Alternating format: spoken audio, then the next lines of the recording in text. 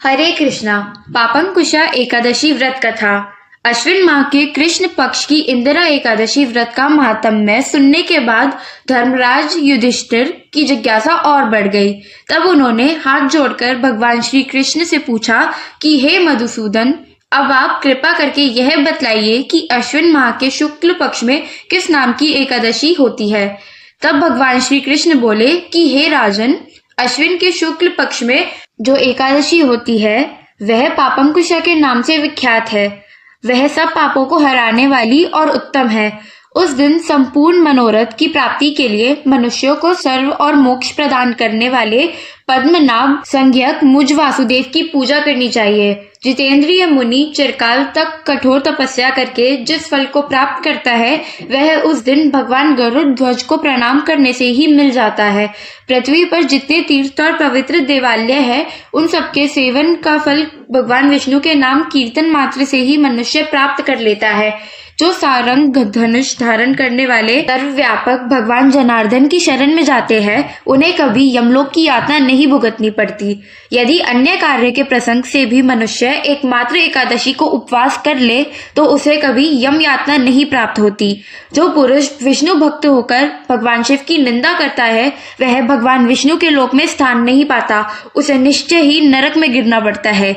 इसी प्रकार यदि कोई शैव या पाशुपत होकर भगवान विष्णु की निंदा करता है तो वह घोर रौरव नरक में डालकर तब तक पकाया जाता है जब तक कि 14 इंद्रियों की आयु पूरी नहीं हो जाती। यह एकादशी स्वर्ग और मोक्ष प्रदान करने वाली, शरीर को निरोगी बनाने वाली तथा सुंदर स्त्री और धन और मित्र देने वाली है। आगे भगवान श्री कृष्ण कहते हैं, हे राजन, एकादशी को दिन में उपवास और रात्रि में जागरण करने से अनायास ही विष्णु धाम की प्राप्ति हो जाती है। हे युधिष्ठिर, वह पुरुष मातृ पक्ष की 10, पिता पक्ष की 10 और स्त्री के पक्ष की 10 पीढ़ियों का भी उद्धार कर देता है। एकादशी व्रत करने वाले मनुष्य दिव्य रूपधारी, चतुर्भुज, गरुड़ की ध्वजा से युक्त, हार से सुशोभित और पीतांबरधारी होकर भगवान श्री विष्णु के धाम को जाते हैं। अश्विन के शुक्ल पक्ष में पापंकुशा का व्रत करने मात्र से ही मनुष्य सब पापों से मुक्त होकर श्री हरि के लोक में जाता है। जो पुरुष स्वर्ण, तिल, भूमि, गौ, अन्न, जल, जूते और छाते का दान करता है वह कभी यमयाज को नहीं देखता। भगवान श्री कृष्ण कहते हैं, हे राजन, दरिद्र पुरुष को भी चाहिए कि वह यथाशक्ति स्नान, दान आदि क्रिया करके अपने प्रत्येक दिन को सफल बनाए। जो होम, स्नान, जप, ध्यान और यज्ञ आदि पुण्य काम करने वाले हैं उन्हें भयंकर यम यातना नहीं देखनी पड़ती। पृथ्वी लोक में जो मानव दीर्घायु, धनाढ्य और कुलीन तथा निरोग देखे जाते हैं वे पहले के पुण्यात्मा है, अर्थात पुण्यकर्ता पुरुष ऐसे ही देखे जाते हैं। इस विषय में अधिक कहने से क्या लाभ युधिष्ठिर। मनुष्य पाप से दुर्गति में पड़ जाते हैं और धर्म से स्वर्ग लोक को जाते हैं। राजन, तुमने मुझसे जो पूछा था उसके अनुसार पापंकुशा एकादशी के महात्म्य का मैंने वर्णन कर दिया है। भगवान श्री कृष्ण के श्री मुख से पापंकुशा का महात्म्य सुनकर तब श्रद्धा पूर्वक धर्मराज ने भी इस व्रत का विधि पूर्वक पालन किया, जिससे पुण्य प्राप्त से उनके जन्म जन्मांतर के पापों का नाश हुआ और अंत में वे भगवान श्री विष्णु के वैकुंठ लोक को गए। यह पवित्र पापंकुशा एकादशी व्रत का पुण्य प्राप्त ही था कि एक बहलिया जिसने अपने पूरे जीवन में केवल हिंसा की थी, जो बहुत क्रूर और हिंसक था, उसका सारा जीवन एकमात्र पापंकुशा एकादशी के व्रत से बदल गया और उसे जन्म जन्मांतरों के पाप से मुक्ति मिल गई। अब इस कथा को भी विस्तार पूर्वक सुनिए। विंध्याचल पर्वत पर क्रोधन नामक एक बहेलिया रहता था। वह बहुत क्रूर और हिंसक था। उसका सारा जीवन हिंसा, लूटपाट, मद्यपान और गलत संगति में ही बीता था। एक दिन अचानक उसे जंगल में तपस्या करते हुए अंगिरा ऋषि मिले। उसने अंगिरा ऋषि से कहा कि हे ऋषिवर, मेरा कर्म ही बहेलिया का है। इस कारण हे मुनिवर, मुझे तो ना जाने कितने ही निर्दोष पशु पक्षियों को मारना पड़ा है। मैंने जीवन भर पाप कर्म किए हैं, इसलिए मुझे तो नरक में ही जाना पड़ेगा। हे ऋषिवर, कृपया कर आप मुझे कोई ऐसा उपाय बताइए जिससे मेरे सारे पाप मिट जाए और मोक्ष की प्राप्ति हो। उसके निवेदन करने पर महर्षि अंगिरा ने उसे अश्विन शुक्ल की पापंकुशा एकादशी का विधि पूर्वक व्रत करने को कहा। तब महर्षि अंगिरा के द्वारा बताए गए विधान के अनुसार उस बहेलिया ने पापंकुशा एकादशी व्रत को विधि से विधान से किया। इस व्रत के पुण्य प्रताप से उसके जीवन भर के सारे पाप नष्ट हो गए और जीवन के अंतिम क्षणों में उसे श्री हरि की कृपा से मोक्ष की प्राप्ति भी हो गई। इस प्रकार यदि पापी से पापी व्यक्ति भी अपने पापों का पश्चाताप करते हुए पापंकुशा एकादशी व्रत करता है और इस कथा का श्रवण करता है तो भगवान श्री हरि की कृपा से उसके सभी पाप कट जाते हैं। जिस प्रकार से बहिलिया को उसके सभी पापों से मुक्ति मिली, इसी प्रकार हे श्री हरि सभी को उनके पापों से मुक्ति दिलाकर अपने वैकुंठ लोक में वास देना। प्रेम से बोलिए श्री लक्ष्मी नारायण भगवान की जय, श्री कृष्ण भगवान की जय। अब आइए सुनते हैं एकादशी के दिन सुनी जाने वाली श्री शालिग्राम जी की पुण्य फल प्रदान करने वाली सच्ची कथा। एक कसाई था सदना, वह बहुत ईमानदार था।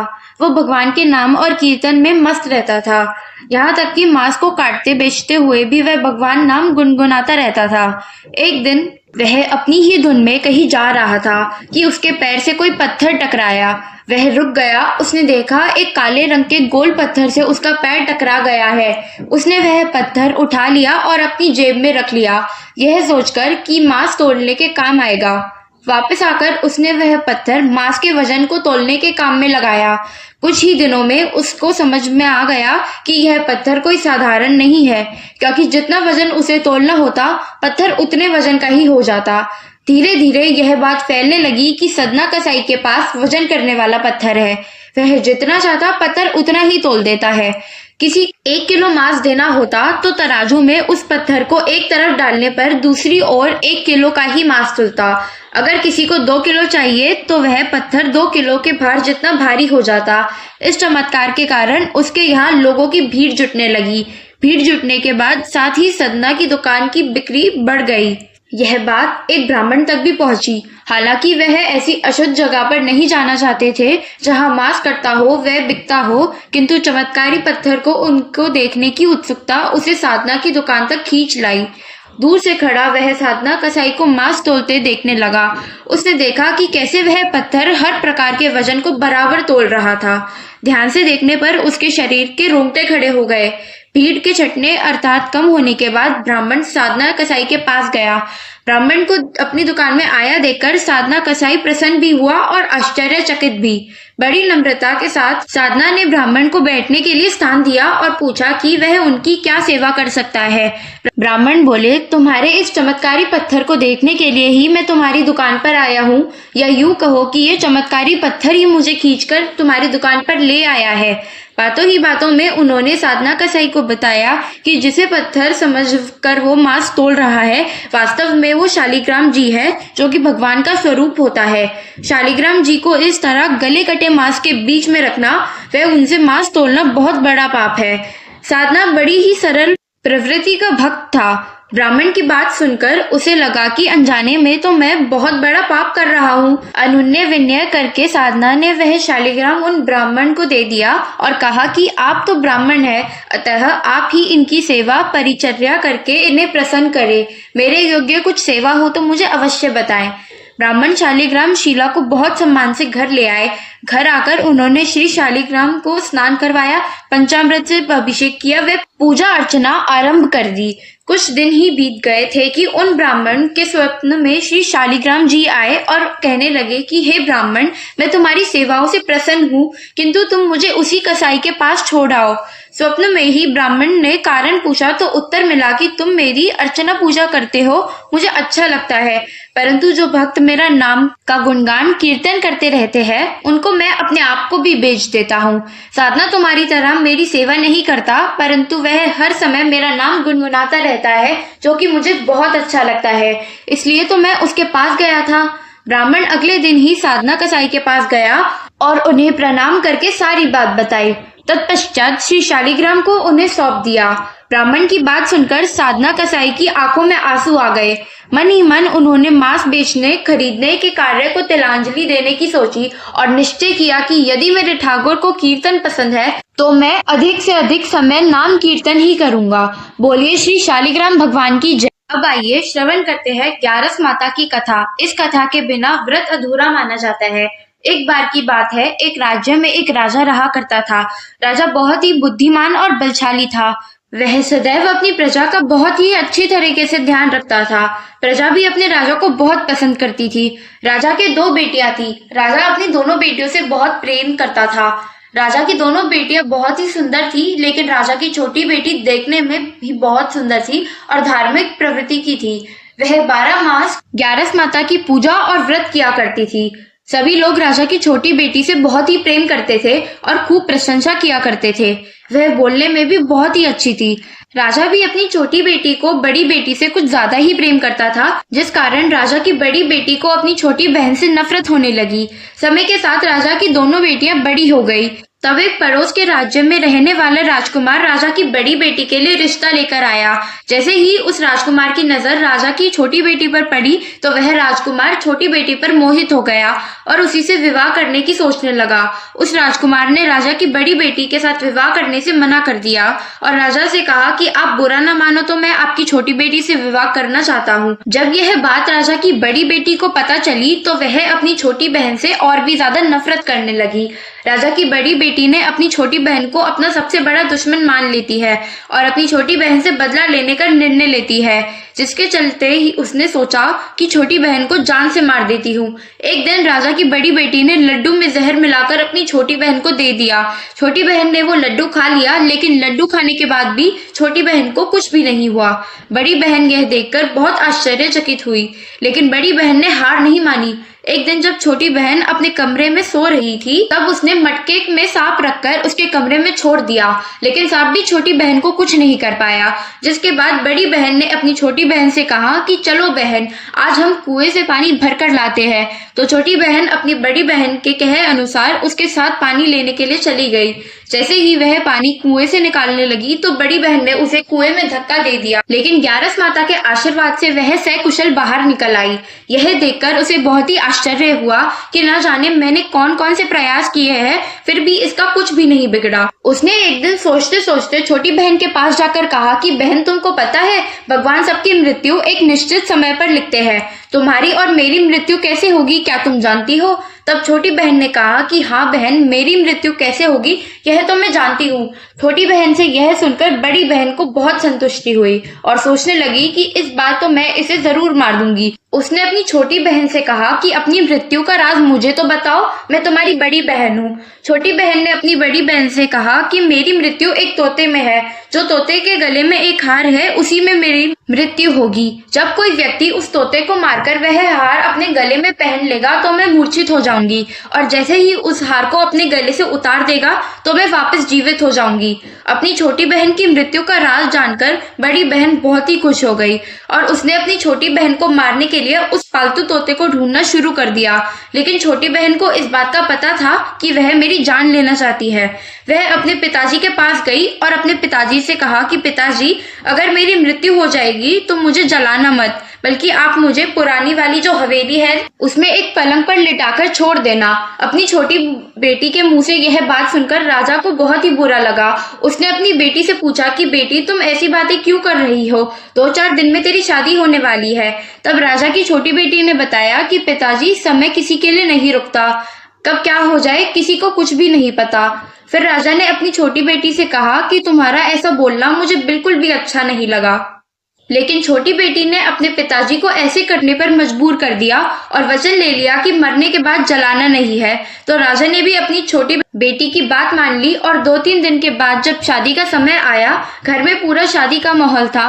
पूरे गाजे बाजे के साथ बारात आई। राजकुमार बारात लेकर राजा के घर आया। राजकुमार और राजा की छोटी बेटी का विवाह शुरू हो गया। जैसे ही राजा की छोटी बेटी राजकुमार के साथ अपने फेरे लेना शुरू करती है, तो उसी समय उसकी बड़ी बहन अपनी छोटी बहन के कमरे में जाकर उसके तोते को पकड़ लाती है और उसे मार देती है। तोते के गले में जो हार था उसे अपने गले में धारण कर लेती है। जैसे ही बड़ी बहन ने हार को अपने गले में डाला, तो उधर छोटी बहन के 3.5 फेरे पूरे हो गए थे और वह बेहोश होकर गिर गई। इसके बाद राजा ने बड़े बड़े हकीम को बुलाया, अपनी छोटी बेटी का इलाज करने को कहा। राजा ने कहा, कोई मेरी बेटी का इलाज कर दो, मुंह मांगा इनाम दिया जाएगा। राजा की बात सुनकर वैद्य ने जब छोटी बेटी को चेक किया, तो राजा को बताया कि आपकी छोटी बेटी ना तो जीवित है और ना ही मरी हुई है। मैं तो मेरे जीवन में ऐसा पहली बार देख रहा हूँ। तो राजा ने वैद्य और हकीम को कह दिया कि यह बात बाहर किसी को मत बताना। अगर तुमने यह बात और किसी को बताई तो हम तुम्हें फांसी की सजा देंगे। राजा ने अपनी छोटी बेटी को पुराने महल में ले जाकर एक पलंग पर लिटा दिया। वहां पर कुछ सैनिकों को तैनात कर दिया और स्वयं महल पर आ गया।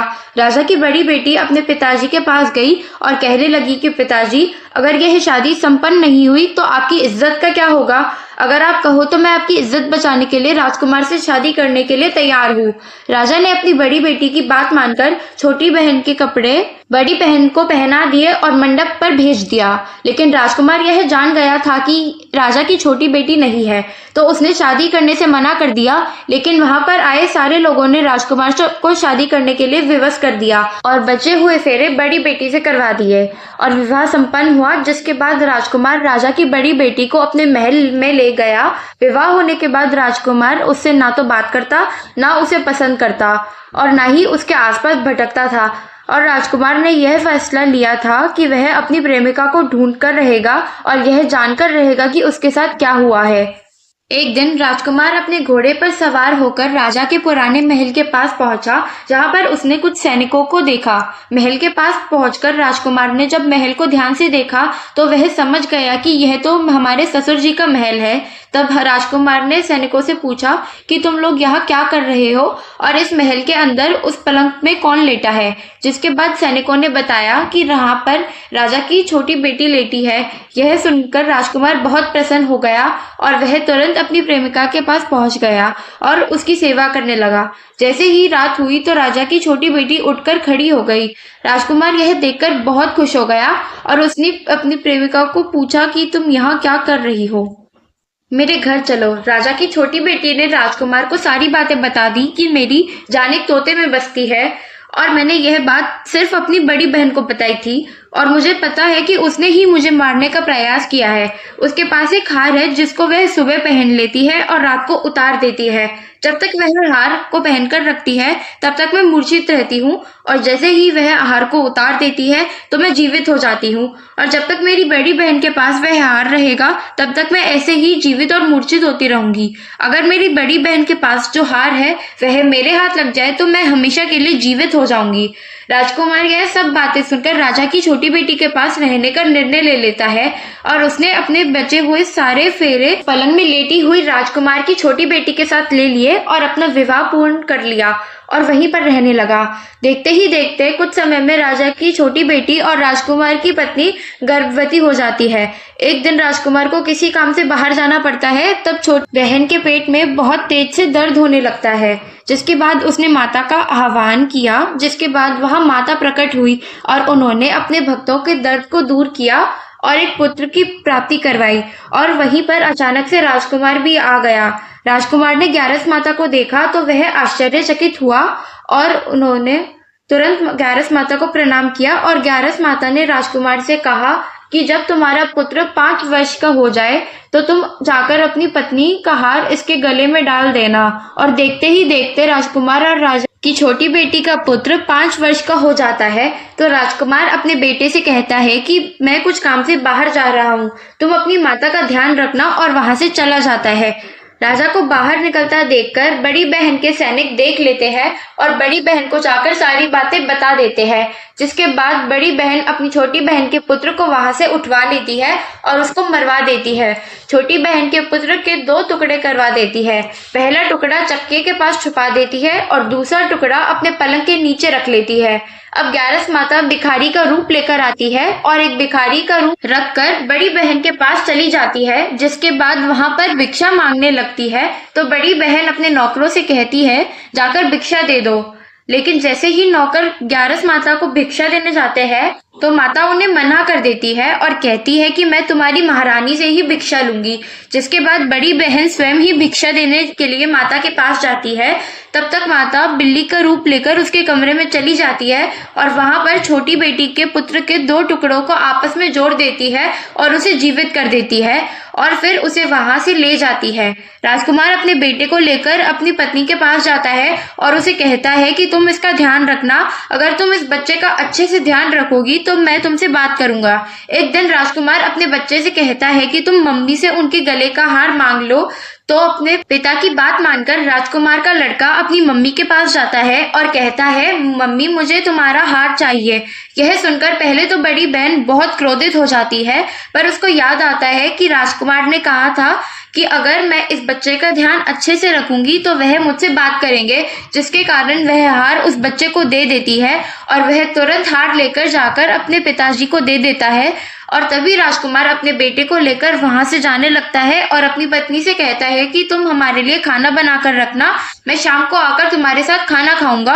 और वह अपने बेटे को लेकर वहां से चला जाता है, जिसके बाद वह राजा के पास जाता है और उन्हें सारी बातें बता देता है। राजा अपनी बड़ी बेटी की यह करतूत सुनकर बहुत क्रोधित होते हैं और अपनी परवरिश पर ही दोष देने लगते हैं। राजकुमार को अपनी छोटी बेटी के साथ रहने के लिए आदेश देते हैं और इसी प्रकार ग्यारस माता की कृपा से राजकुमार और राजा की छोटी बेटी सुखपूर्वक रहने लगे। प्रेम से बोलिए एकादशी माता की जय। प्रेम से बोलिए माता लक्ष्मी और भगवान विष्णु की जय। माता पार्वती और भगवान शंकर की जय।